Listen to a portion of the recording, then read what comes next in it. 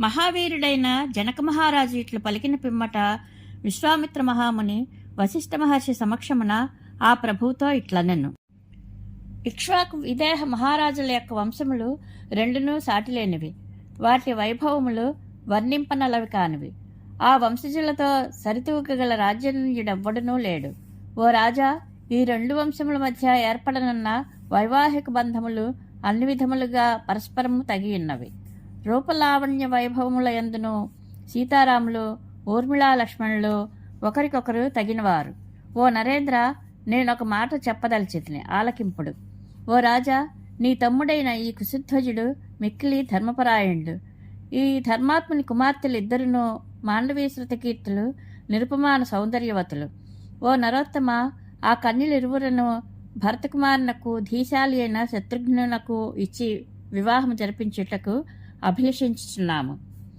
ఈ దశరథ పుత్రులందరూ అపూర్వ రూప యౌవన సంపన్నులు, లోకపాలులతో సాటి అయిన వారు, దివ్య పరాక్రమశాలురు. ఓ జనక మహారాజా, ఇక్ష్వాకు వంశము మిక్కిలి పవిత్రమైనది. పుణ్యకార్యములచే మీ వంశము మహోన్నతమైనది. ఈ వివాహ బంధములచే ఉభయ వంశముల సంబంధములను దృఢపడును. వశిష్ఠుని సమ్మతితో కూడిన విశ్వామిత్రుని మాటలను వినిన పిమ్మట జనకుడు అంజలి ఘటించిన వాడై ఆ ఇరువురు మునీశ్వరులతో ఇట్లు నుడివెను. ఓ మునీశ్వరులారా, ఇక్ష్వాకు వంశముతో మా వంశమునకు వివాహ బంధములు, సంబంధ బాంధవ్యములు ఏర్పడుట ఎంతేని యుక్తమని మీరు ఉభయులు స్వయముగా ఆజ్ఞాపించి ఉన్నారు. అందువలన మా విదేహ వంశము ధన్యమైనట్లు తలంతును.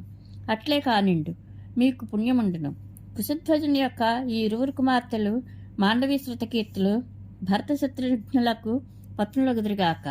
ఓ మహాముని, మహాపరాక్రమశాలురైన ఈ నలుగురు రాజకుమారులను ఈ నలుగురు రాకుమార్తెలకును ఒకే దినమున్న పరిణయం ఆడుదురుగాక. ఓ బ్రహ్మర్షి, నేడు మఖా నక్షత్రము, రేపు పూర్వ ఫల్గుని నక్షత్రము, ఎల్లుండి ఉత్తర ఫల్గుని నక్షత్రము.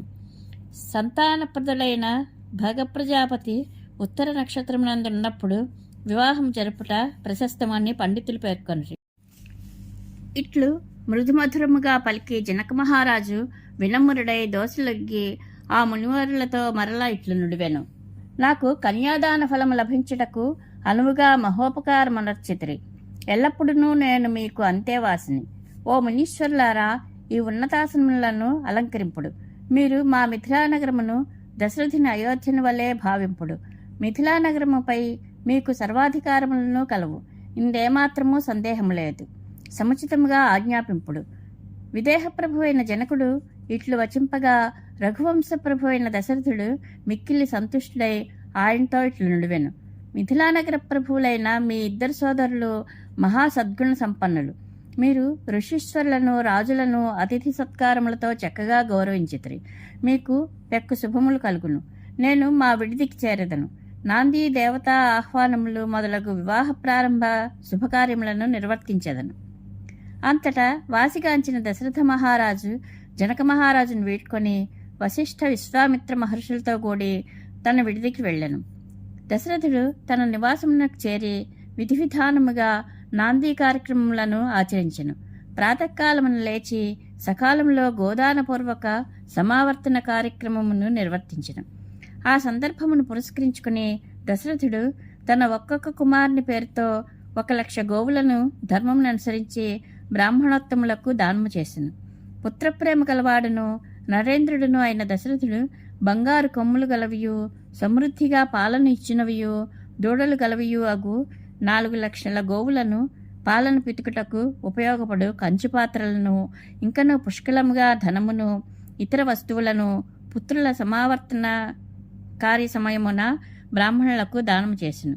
గోదానములనొచ్చి పుత్రులతో కూడిన వాడే దశరథుడు లోకపాలులతో కూడి ప్రసన్నచిత్తుడైన ప్రజాపతి వల్లే విలసిల్లుచుండెను. దశరథ మహారాజు తన కుమారులకు సమావర్తన వ్రతమును నిర్వహించిన నాడే సూర్యుడైన యుధాజిత్తు అతడికి విచ్చేసెను. అతడు కేకయరాజు పుత్రుడు, భరతునకు స్వయముగా మేనమామ. అతడు దశరథుని దర్శించి ఆయనతో కుశల ప్రశ్నలు గావించి పిమ్మట ఇట్లు నుడివెను. ఓ మహారాజా, మా తండ్రి అయిన కేకయ మహారాజు మీ కుశల సమాచారములను అడిగెను. మీ ప్రేమాదరములకు పాత్రులైన మా బంధుమిత్రులందరూ కుశలమే. రఘువంశము వాడవైన ఓ రాజేంద్ర, నా మేనల్లుడగు భరతుని చూడగోరి మా తండ్రి నన్ను అయోధ్యకు పంపెను. ఓ రాజా, మీరు మీ కుమారులు వివాహ నిమిత్తమై మిథిలానగరమునకు చేరినట్లు నాకు అయోధ్యలో తెలిసినది. నా మేనల్లుడగు భరతుని వెంటనే చూడవలను అన్న ఆరాటంతో నేను రెక్కలు కట్టుకుని వచ్చి చిటవాల్తిని. పిదప దశరథ మహారాజు తన వద్దకు విచ్చేసిన ఆదరణీయుడైన ఆ ముఖ్య బంధువునకు చక్కని అతిథి సత్కారములను నెరపి గౌరవించెను. అనంతరము దశరథుడు పరాక్రమశాలురైన తన కుమారులతో కూడి ఆ రాత్రి గడిపి ప్రాతకాలముననే లేచి విద్యుక్త కర్మలను ఆచరించెను. పిమ్మట ఋషీశ్వరులను వెంటనిడుకొని వివాహ మహోత్సవశాలకు చేరెను. తగిన శుభప్రద ముహూర్త సమయమున శ్రీరాముడు సర్వాభరణ భూషితులైన తన తమ్ములతో కూడి రక్షాబంధనాది కార్యక్రమములను ముగించుకొనెను. పిమ్మట వశిష్ఠుని ఇతర మహర్షులను అనుసరించి వచ్చి సోదరులతో తండ్రి సమీపమున నిలిచెను. పూజ్యుడైన వశిష్ఠ మహర్షి జనకుని వద్దకు చేరి ఇట్లనెను: ఓ రాజా, దశరథ మహారాజు రక్షాబంధనాది కార్యక్రమములను ముగించుకొని పుత్రులతో గోడి కన్యాదాతవైన నీ కొరకు ఎదురుచూస్తున్నాడు. దానము చేయువాడును దానిని గ్రహించువాడును పరస్పర సహకారముతో పూనుకొనినప్పుడే సకల కార్యములను సిద్ధించును. కనుక ఉత్తమోత్తములైన వైవాహిక కార్యక్రమములన్నింటినీ నిర్వహించి నీ ప్రతిజ్ఞాధర్మమును ఆచరింపము. మహానుభావుడైన వశిష్ఠుడు ఇట్లు వచింపగా సౌజన్యమూర్తి అయి తేజస్వియు పరమధర్మజ్ఞుడును అయిన జనకుడు ఇట్లు ప్రత్యుత్తరమిచ్చెను: ఓ మునీంద్ర, ఇక్కడ మిమ్ము అడ్డగించడి వారు ఎవ్వరూ లేరు. ఎవరి ఆజ్ఞ కొరకును ఎదురు చూడవలసిన పని లేదు. దీనిని మీ రాజ్యముగానే భావింపుడు. స్వగృహమున సంకోచమేలా. నా కుమార్తెలందరూ వివాహమునకు సంబంధించిన మంగళాచారములను అన్నింటినీ ముగించుకొని వివాహ వేదికకు చేరియున్నారు. వారందరూ వెలుగులను విరజిమ్ముచున్న అగ్నిజ్వాలల వలె తేజరిల్లుచున్నారు. నేను సర్వసన్నద్ధుడనై మీ కొరకు నిరీక్షించుచు వేదిక వద్ద నిలిచియున్నాను. ఎట్టి ఆటంకములను లేకుండానట్లుగా జాగు చెయ్యక సర్వకార్యములను నెరవేర్పుడు. జనకుని ఆదరవచనములను వినిన పిమ్మట దశరథుడు తన కుమారులను ఋషులందరినీ వివాహ మండపములకు తీసుకుని వచ్చెను. అనంతరము విదేహ ప్రభువు వశిష్ఠునితో ఇట్లు నుడివెను: ధర్మజ్ఞుడైన ఓ మహర్షి, ఋషులందరితో కూడి వివాహ కృత్యములను అన్నింటినీ జరిపింపుడు. ఓ ప్రభు, సర్వలోకములను ఆనందింపజేయనట్టి శ్రీరాముని యొక్క వివాహ మహోత్సవమును నిర్వహింపుడు.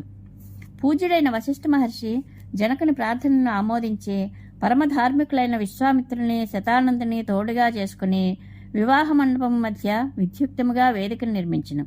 ఇంకనూ ఆ వేదిక చుట్టూను సుగంధ సుమములతో అలంకరించెను. బంగారు పాలికలను, యవధాన్యపు మొలకలతో కూడిన చిత్రములైన చిల్లులు గల కడవలను, నవధాన్యముల మొలకలతో ఒప్పుచున్న మూకుళ్లను, ధూపములతో కూడిన ధూపపాత్రలను అచిరవించిరి. శంఖాకారములలో ఉన్న పాత్రలను, శృక్సువములను, అర్ఘ్యజలములతో నిండిన పాత్రలను, పేలాలతో కూడిన పాత్రలను, సందర్భానుసారముగా ఉపయుక్తములకు మరికొన్ని పాత్రలను, పసుపుతో సంస్కరింపబడిన అక్షతలను వేదికపై సిద్ధపరిచిరి.